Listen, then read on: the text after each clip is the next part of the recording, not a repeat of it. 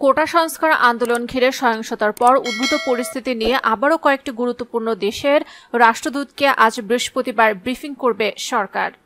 কোটা আন্দোলন ঘিরে সহিংসতা এবং দেখামাত্র গুলির নির্দেশনা নিয়ে প্রতিক্রিয়া দেখাচ্ছে আন্তর্জাতিক মহল।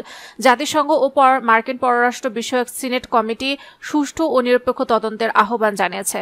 দেখামাত্র গুলির নির্দেশ বেআইনি বলে বিবৃতি দিয়েছে ইউরোপীয় ইউনিয়ন। সার্বিক পরিস্থিতি নিয়ে এরই মধ্যে সরকারের তরফ থেকে বিদেশি কূটনীতিকদের ব্রিফ করা হয়েছে এবং ঘুরে দেখানো হয় নাশকতার ধ্বংস হওয়া বিভিন্ন রাষ্ট্র স্থাপনা।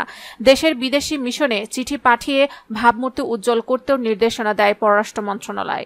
এবার আরেক দফা উন্নয়ন অংশীদার দেশগুলোর কূটনীতিকদের সঙ্গে বসতে যাচ্ছে সরকার। বৃহস্পতিবার বাংলাদেশের জন্য অর্থনৈতিকভাবে গুরুত্বপূর্ণ দেশগুলোর রাষ্ট্রদূতের সঙ্গে একান্ত সাক্ষাৎ করবেন পররাষ্ট্র সচিব মাসুদ বিন মোমেন।